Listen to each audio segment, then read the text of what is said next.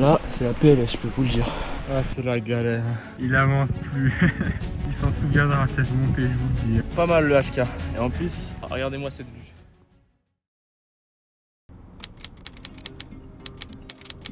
Samedi 26 mars 2022. Il est encore tôt dans la saison pour faire du vélo en altitude dans les Vosges, mais la météo prévoit 3 magnifiques journées ensoleillées. Il nous en fallait pas plus pour partir sur notre premier petit voyage en voiture aménagée. Petit, car l'essence coûte cher en ce moment. On reprend la route après avoir fait un demi-plein à Colmar.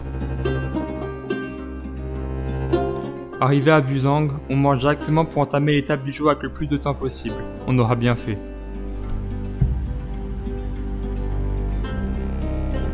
Et on est parti pour cette première étape d'un petit tour de 3 jours dans les Vosges. On a pris la voiture pour monter. Là, on est parti depuis Buzang. On va faire le ballon d'Alsace. Ensuite, on descend sur le plancher Les Mines et on remonte par la planche des Belles Filles pour finir sur le ballon de Servance. Un total qui sera à peu près 2300 mètres de dénivelé positif. Ça promet du lourd. Mais en tout cas, il fait super beau. Grand soleil, un petit peu de vent. Et on est super content d'être là.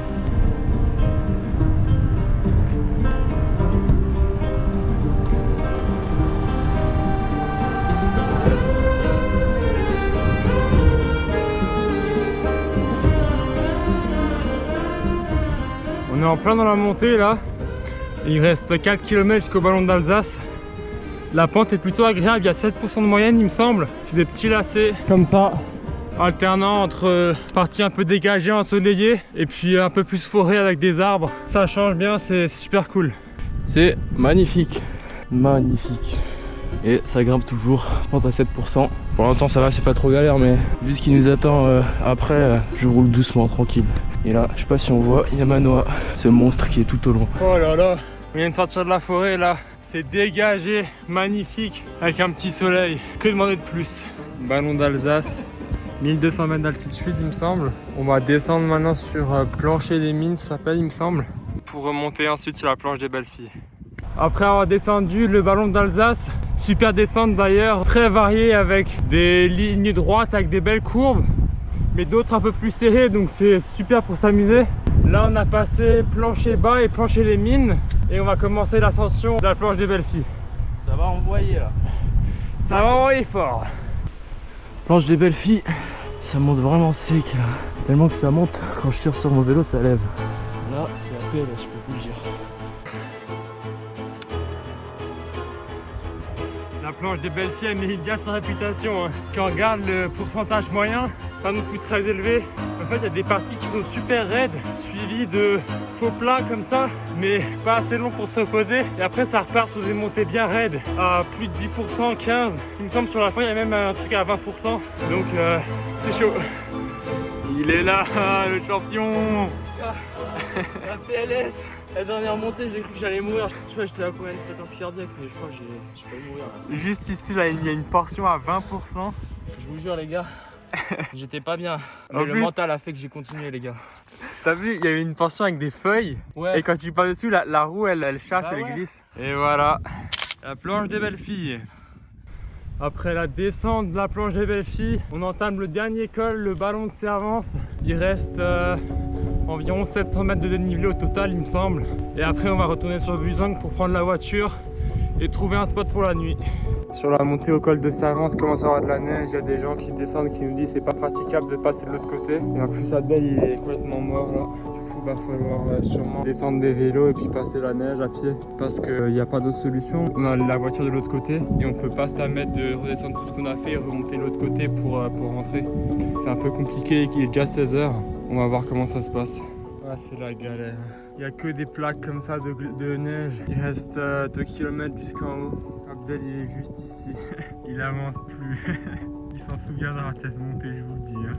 Putain les gars, c'est terrible. Déjà c'est la galère avec la neige. Abdel il crève. Putain de merde.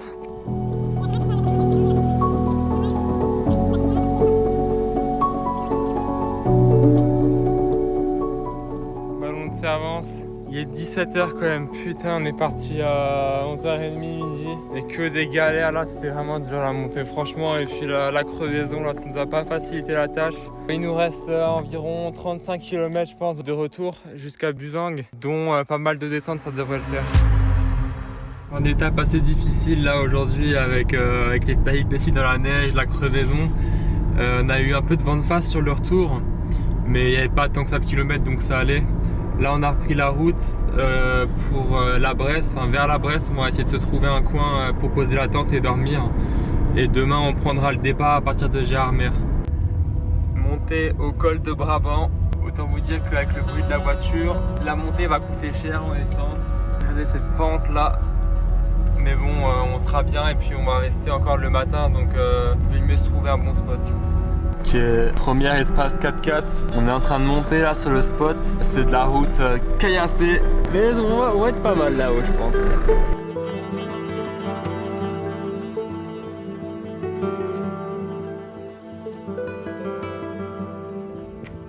Et nous voilà arrivés sur le spot. On va monter la tente juste ici.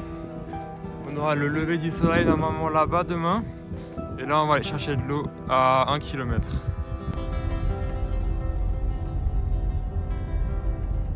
À la source, on rencontre un couple allemand qui passe aussi la soirée là-haut. On redescend en courant avec la force qui nous reste, pour remonter en voiture et passer la soirée avec eux.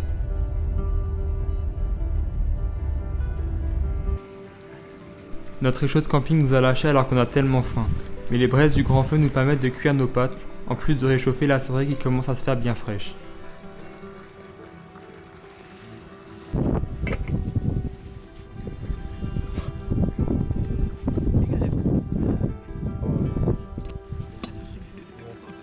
Quand vient le moment de manger, c'est la délivrance.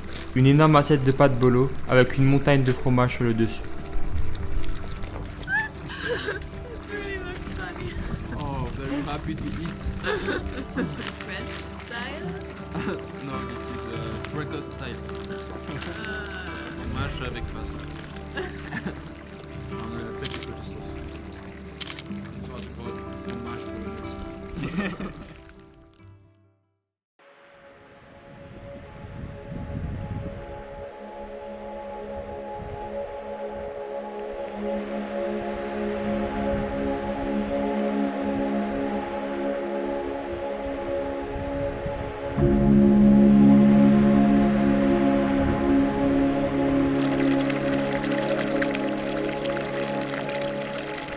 Petit réveil à 8h ce matin. On a dormi dans la MSR, juste ici, sur un spot assez sympa. On a passé la soirée avec eux là, dans le van vert. C'est des Allemands, des jeunes un peu plus âgés que nous, sous l'abri juste ici. Plutôt bien dormi, juste réveillé une fois pour aller pisser. Mais sinon ouais, c'était une bonne nuit de récupération. En même temps hier j'étais complètement mort, complètement crevé. Je suis allé me coucher, j'étais un zombie. Enfin, ça fait du bien de dormir.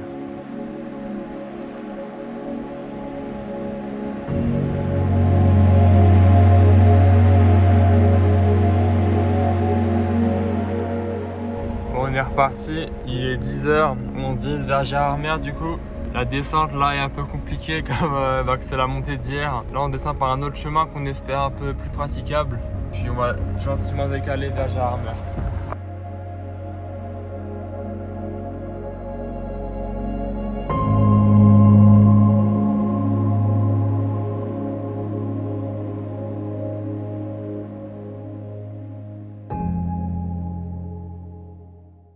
Petit repas à Gérardmer sur le parking. On a des raviolis avec du chorizo. Du coup on est sur le parking là, on a les vélos juste là et on est prêt à partir pour midi à peu près.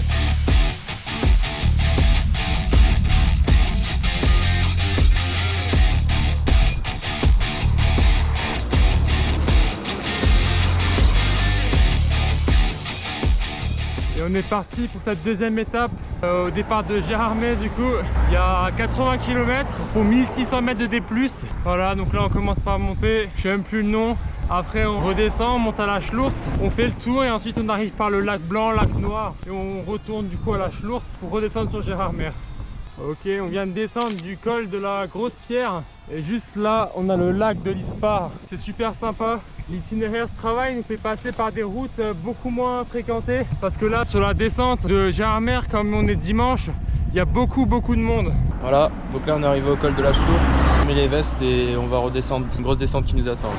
Et c'est parti après une super descente depuis la Schlourte pour le col du Wettstein. Il y a, justement, il y a le panneau juste là. 4,5 km. Il y a 300 D+. Ensuite ça redescend un petit peu et on va ensuite monter à la station du lac Blanc. Et là c'est magnifique. Une belle montée avec un beau paysage. Oh là là là là, regardez-moi ce panorama. C'est vraiment un plaisir de rouler ici.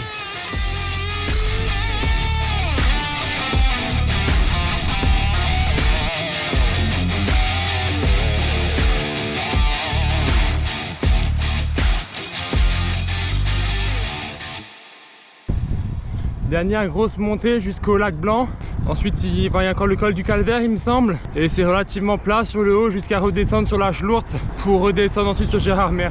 Le lac Blanc et tout le monde qui va avec. Regarde-toi Abdel et tu vas monter au col du Calvaire.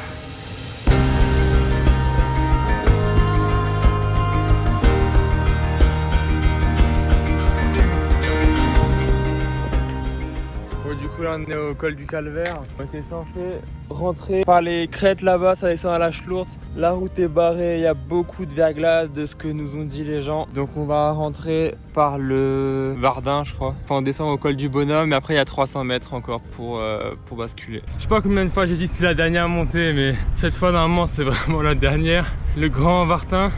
Il y a 3 km et après c'est 12 km il me semble de descente faux plat jusqu'à Gérardmer. Là on est en train de finir de monter le Grand Valtin. Toujours autant de soleil, c'est magnifique.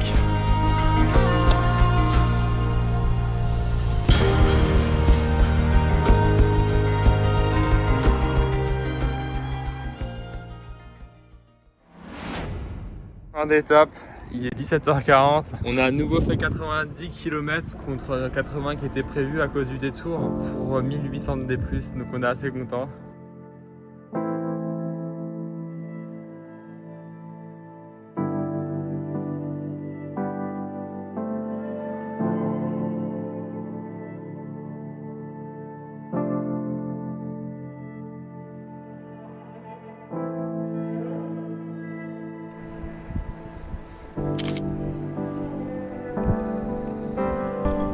Le soleil se couche. La préparation du repas, loin du confort de la plaque à induction et du four micro-ondes, représente une tâche plus longue qu'on apprend à apprécier, même si la fumée du feu brûle les yeux par moments.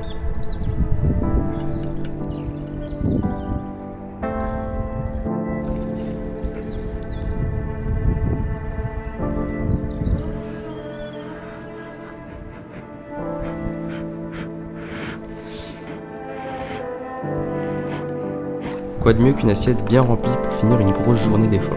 Le plaisir de manger quand on a vraiment besoin est tellement différent de celui des repas rythmés par la montre.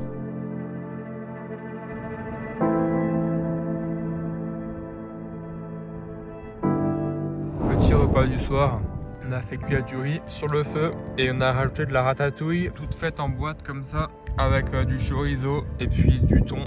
C'est un délice. Effectivement, très bon.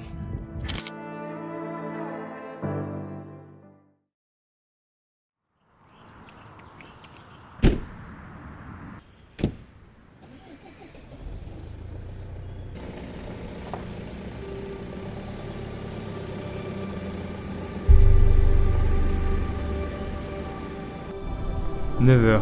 Il faut dire que même si les journées sont plutôt chaudes et très ensoleillées, les températures descendent bien une fois le soleil couché. Le matin, il faut attendre que l'astre remonte dans le ciel pour que l'air se réchauffe. À l'ombre et dans un spot plutôt humide, on décide de redescendre à Münster tout en faisant le point sur l'étape du jour. Les routes barrées indiquées par les utilisateurs de Waze confirment nos doutes, et on a déjà eu notre dose de galère avec la neige sur le ballon de Servance. On remonte alors vers Strasbourg pour nous arrêter à Klinsheim, là où les Vosges sont moins hautes.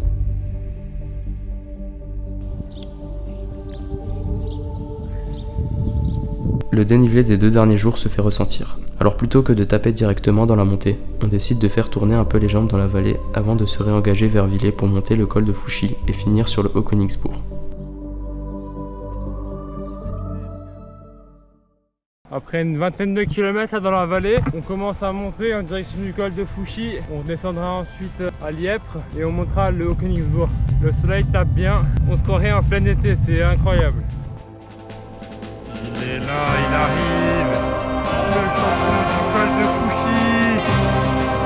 maillot vert et la levée. Et c'est parti pour le Königsbourg. 500 mètres DD+, sur 9 km il me semble, sur une pente assez tranquille, très agréable avec toujours un magnifique soleil. Ok, dernière montée de ces 3 jours, le château du Haut-Königsbourg, notre arrivée. Toujours c'est magnifique avec le beau temps.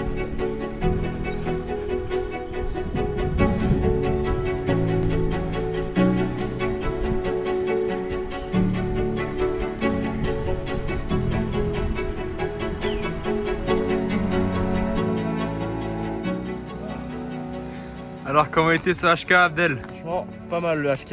Et en plus, regardez-moi cette vue.